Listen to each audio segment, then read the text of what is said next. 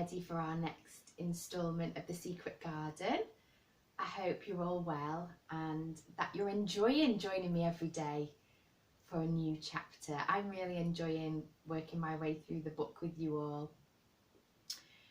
I think Mary's having a bit of an influence on me because I was sitting out in the garden yesterday tea time and someone was mowing their lawn and I could smell the grass and the clippings of the grass, and I thought, Mary's right, there's something really lovely about the fresh smells from the garden, all that lovely fresh air and everything that comes with it. We're at the end of our second week, so here we are with chapter 10, which is called Dickon.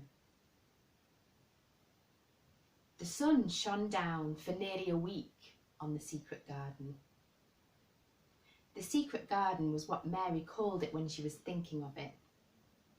She liked the name, and she liked still more the feeling that when its beautiful old walls shut her in, no one knew where she was.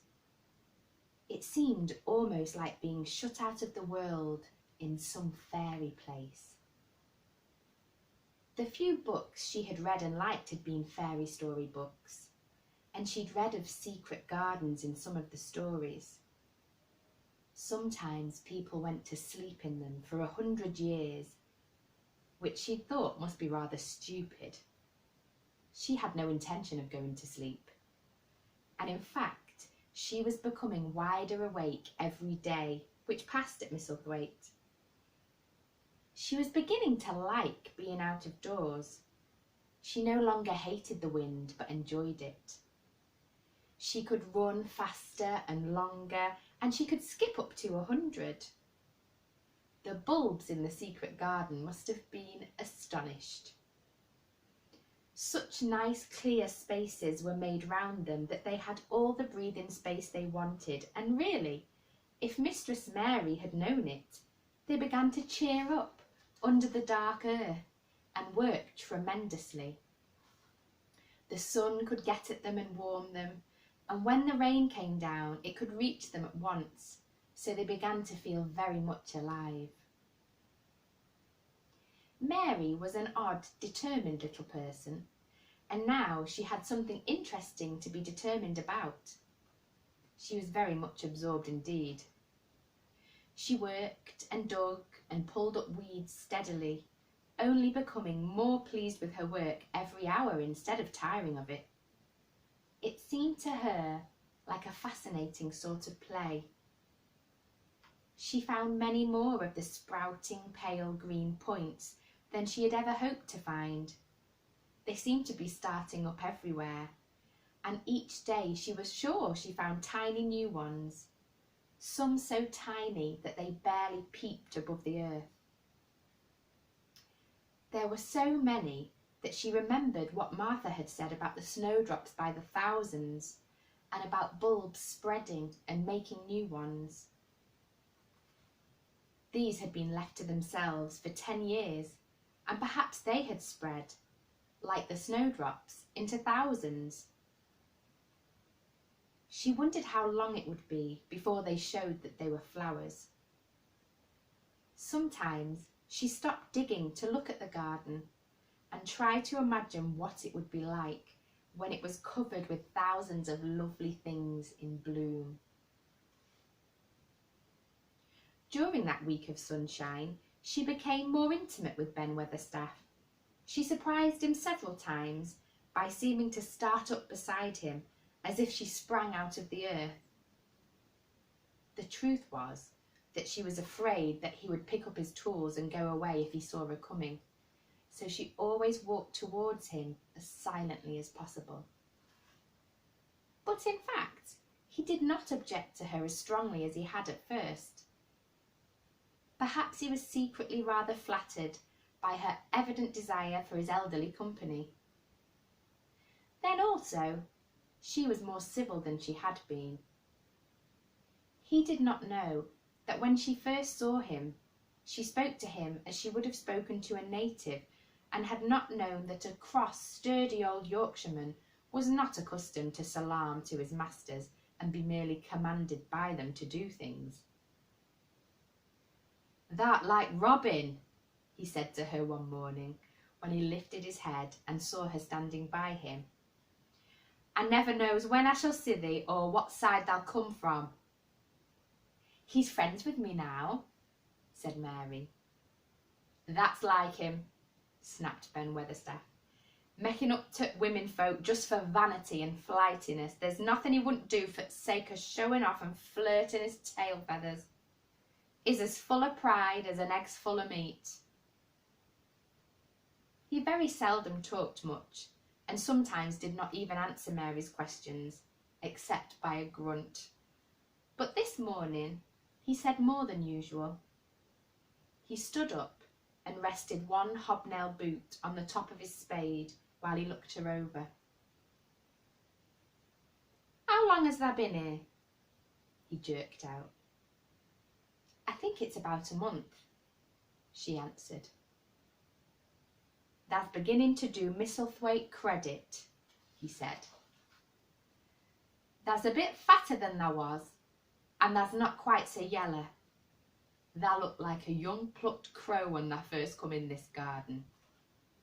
Thinks I to mysel, I never set eyes on an uglier, sour-faced young'un." Mary was not vain, and as she'd never thought much of her looks, she was not greatly disturbed. "I know I'm fatter," she said. "My stockings are getting tighter. They used to make wrinkles. There's the robin, Ben Weatherstaff." There indeed was the robin, and she thought he looked nicer than ever. His red waistcoat was as glossy as satin, and he flirted his wings and tail, and tilted his head, and hopped about with all sorts of lively graces. He seemed determined to make Ben Weatherstaff admire him, but Ben was sarcastic. "Aye, there thou'rt," he said. "Thou can put up with me for a bit sometimes when thou's got no one better. Thou's been reddening up thy waistcoat and polishing thy feathers this 2 weeks. I know what thou's up to. Thou's courting some bold young madam somewhere, telling thy lies to her about being finest cock robin on Missel Moor and ready to fight all the rest of 'em." "Oh, look at him!" exclaimed Mary. The robin was evidently in a fascinating, bold mood. He hopped closer and closer and looked at Ben Weatherstaff more and more engagingly. He flew on to the nearest currant bush and tilted his head and sang a little song right at him. "Thou thinks thou'll get over me by doing that?" said Ben, wrinkling his face up in such a way that Mary felt sure he was trying not to look pleased. "Thou thinks no one can stand out against thee. That's what thou thinks." The robin spread his wings. Mary could scarcely believe her eyes. He flew right up to the handle of Ben Weatherstaff's spade and alighted on the top of it. Then the old man's face wrinkled itself slowly into a new expression. He stood still, as if he were afraid to breathe, as if he would not have stirred for the world, lest his robin should start away. He spoke quite in a whisper. "Well, I'm danged," he said, as softly as if he were saying something quite different. "Thou does know how to get a chap, thou does. Thou's fair unearthly, thou's so knowing." And he stood without stirring, almost without drawing his breath, until the robin gave another flirt to his wings and flew away. Then he stood looking at the handle of the spade as if there might be magic in it, and then he began to dig again and said nothing for several minutes. But because he kept breaking into a slow grin now and then, Mary was not afraid to talk to him. "Have you a garden of your own?" she asked. "No, I'm a bachelor and lodge with Martin at gate." "If you had one," said Mary. what would you plant? Cabbages and taters and onions. But if you wanted to make a flower garden, persisted Mary, what would you plant? Bulbs and sweet-smelling things, but mostly roses. Mary's face lighted up. Do you like roses? She said. Ben Weatherstaff rooted up a weed and threw it aside before he answered. Well, yes, I do. I was learned that by a young lady I was gardener to. She had a lot in a place she was fond of, and she loved 'em like they was children. Or robins. I've seen her bend over and kiss 'em. He dragged out another weed and scowled at it.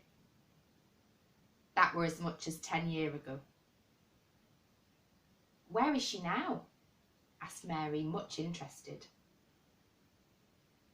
Heaven, he answered, and drove his spade deeply into the soil. According to what Parson says. What happened to the roses? Mary asked again, more interested than ever. They was left to themselves. Mary was becoming quite excited. Did they quite die? Do roses quite die when they're left to themselves? She ventured.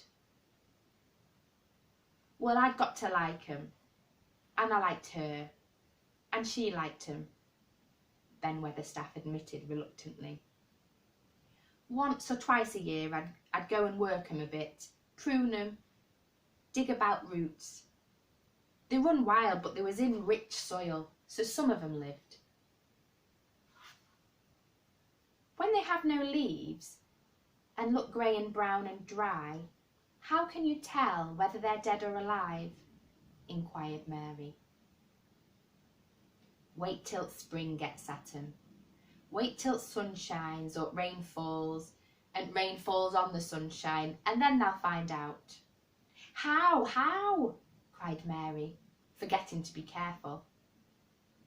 Look along twigs and branches, and if thou sees a bit of brown lumps swelling here and there, watch it after warm rain and see what happens. He stopped suddenly and looked curiously at her eager face. Why does thou care so much about roses and such all of a sudden? He demanded. Mistress Mary felt her face grow red. She was almost afraid to answer. I want to play that I have a garden of my own, she stammered. There is nothing for me to do. I have nothing and no one. Well, said Ben Weatherstaff slowly as he watched her, that's true. There hasn't. He said it in such an odd way that Mary wondered if he was actually a little sorry for her. She'd never felt sorry for herself. She'd only felt tired and cross, because she disliked people and things so much. But now the world seemed to be changing and getting nicer. If no one found out about the secret garden, she should enjoy herself always. She stayed with him for 10 or 15 minutes longer and asked him as many questions as she dared. He answered every one of them in his queer, grunting way, and he did not seem really cross and did not pick up his spade and leave her. He said something about roses just as she was going away, and it reminded her of the ones he'd said he'd been fond of. Do you go and see those other roses now? She asked. Not been this year. My rheumatics has made me too stiff in joints. He said it in his grumbling voice, and then quite suddenly he seemed to get angry with her, though she did not see why he should. Now look here, he said sharply. Don't ask so many questions. That the worst wench for asking questions I've ever come across. Get thee gone and play thee. I've done talking for today. and he said it so crossly that she knew there was not the least use in staying another minute. She went skipping slowly down the outside walk, thinking him over, and saying to herself that, queer as it was, here was another person whom she liked, in spite of his crossness. She liked old Ben Weatherstaff. Yes, she did like him. She always wanted to try to make him talk to her. Also, she began to believe that he knew everything in the world about flowers. There was a laurel-hedged walk which curved around the secret garden and ended at a gate which opened into a wood in the park. She thought she would skip round this walk and look into the wood and see if there were any rabbits hopping about. She enjoyed the skipping very much, and when she reached the little gate, she opened it and went through, because she heard a low, peculiar whistling sound and wanted to find out what it was. It was a very strange thing indeed. She quite caught her breath as she stopped to look at it. A boy was sitting under a tree with his back against it, playing on a rough wooden pipe. He was a funny-looking boy, about 12. He looked very clean, and his nose turned up, and his cheeks were as red as poppies, and never had Mistress Mary seen such round and such blue eyes in any boy's face. And on the trunk of the tree he leaned against, a brown squirrel was clinging and watching him, and from behind a bush nearby, a cock pheasant was delicately stretching his neck to peep out, and quite near him were 2 rabbits sitting up and sniffing with tremulous noses, and actually it appeared as if they were all drawing near to watch him and listen to the strange, low little call his pipe seemed to make. When he saw Mary, he held up his hand and spoke to her in a voice almost as low and rather like his piping. "Don't thou move," he said. "It'd flight 'em." Mary remained motionless. He stopped playing his pipe and began to rise from the ground. He moved so slowly that it scarcely seemed as though he were moving at all.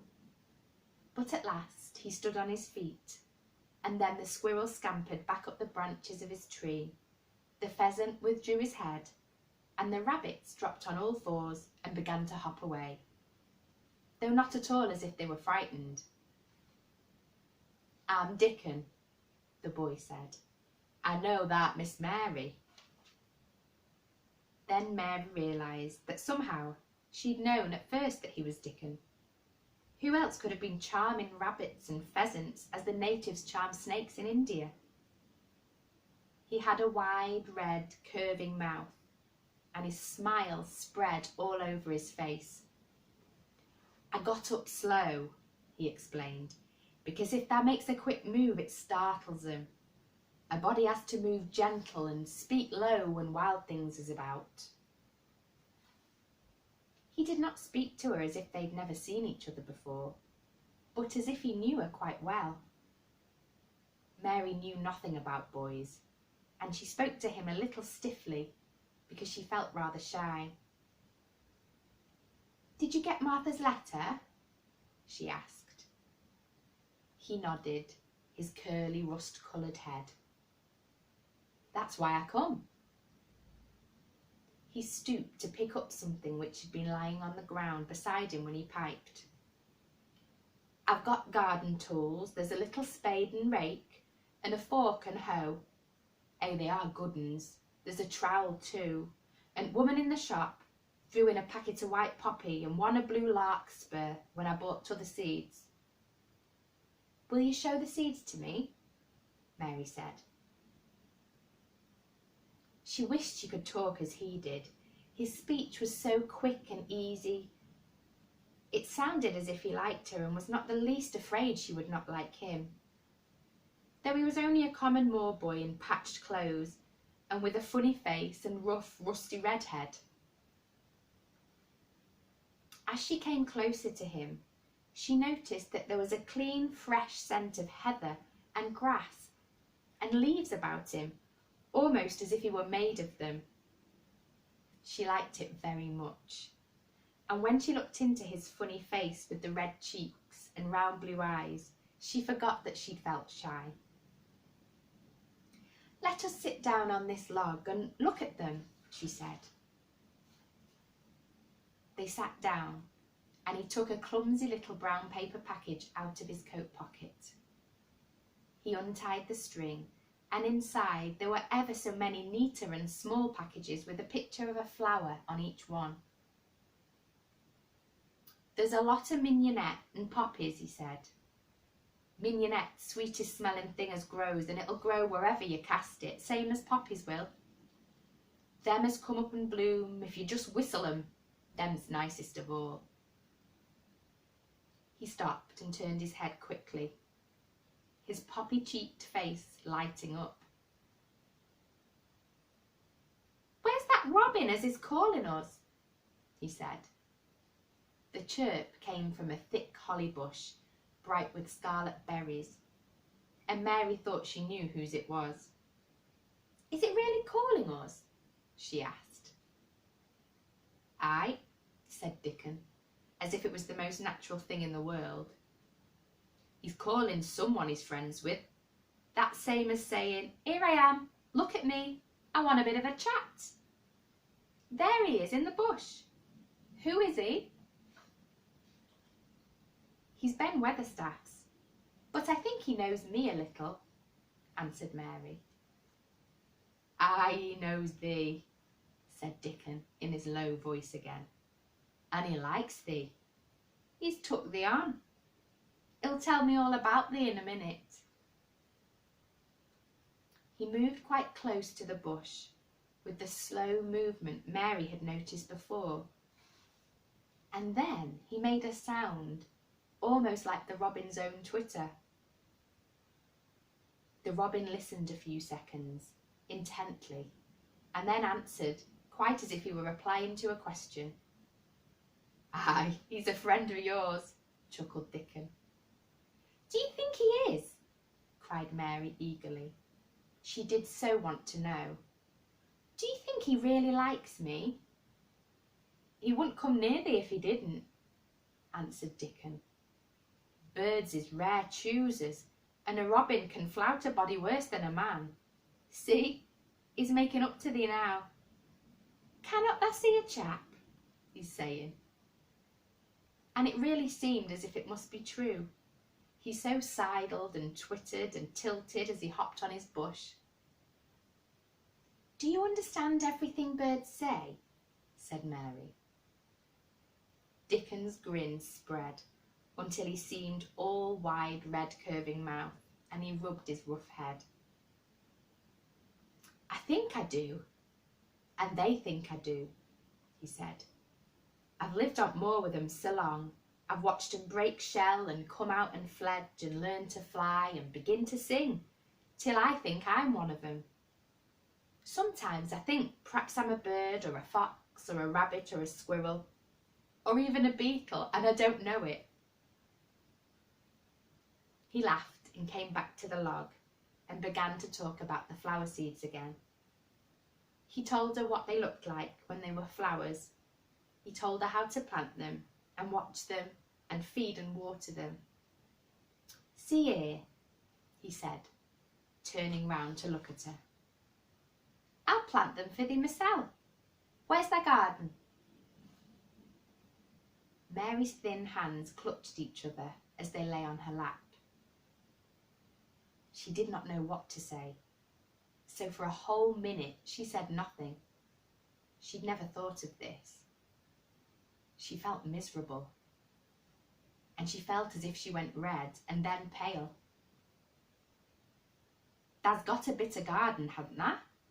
Dickon said. It was true that she had turned red and then pale. Dickon saw her do it, and as she still said nothing, he began to be puzzled. "Wouldn't they give thee a bit?" he asked. "Hasn't thou got any yet?" She held her hands even tighter and turned her eyes towards him. I don't know anything about boys, she said slowly. Could you keep a secret if I told you one? It's a great secret. I don't know what I should do if anyone found it out. I believe I should die. She said the last sentence quite fiercely. Dickon looked more puzzled than ever, and even rubbed his hand over his rough head again, but he answered good-humouredly. I'm keeping secrets all the time, he said. If I couldn't keep secrets from other lads, secrets about foxes' cubs and birds' nests and wild things' holes, there'd be nowt safe on more. Aye, I can keep secrets. Mistress Mary did not mean to put out her hand and clutch his sleeve, but she did it. I've stolen a garden, she said very fast. It isn't mine, it isn't anybody's, nobody wants it, nobody cares for it, nobody ever goes into it. Perhaps everything is dead in it already, I don't know. She began to feel hot, and as contrary as she'd ever felt in her life. I don't care. Nobody has any right to take it from me when I care about it, and they don't. They're letting it die, all shut in by itself. She ended passionately, and she threw her arms over her face and burst out crying. Poor little Mistress Mary. Dickon's curious blue eyes grew rounder and rounder. Hey, he said, drawing his exclamation out slowly, and the way he did it meant both wonder and sympathy. I've nothing to do, said Mary. Nothing belongs to me. I found it myself, and I got into it myself. I was only just like the robin, and they wouldn't take it from the robin. Where is it? Asked Dickon in a dropped voice. Mistress Mary got up from the log at once. She knew she felt contrary again and obstinate, and she did not care at all. She was imperious and Indian, and at the same time hot and sorrowful. Come with me and I'll show you, she said. She led him round the laurel path and to the walk where the ivy grew so thickly. Dickon followed her with a queer, almost pitying look on his face. He felt as if he were being led to look at some strange bird's nest and must move softly. When she stepped to the wall and lifted the hanging ivy, he started. There was a door, and Mary pushed it slowly open, and they passed in together. And then Mary stood and waved her hand around defiantly. It's this, she said. It's a secret garden, and I'm the only one in the world who wants it to be alive. Dickon looked round and round about it, and round again. Hey, he almost whispered. It is a queer, pretty place. It's like as if a body was in a dream.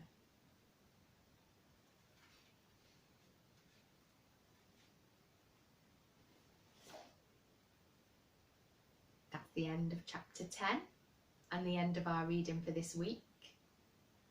I hope you enjoyed that. I certainly enjoyed getting to meet Dickon. It was very intriguing.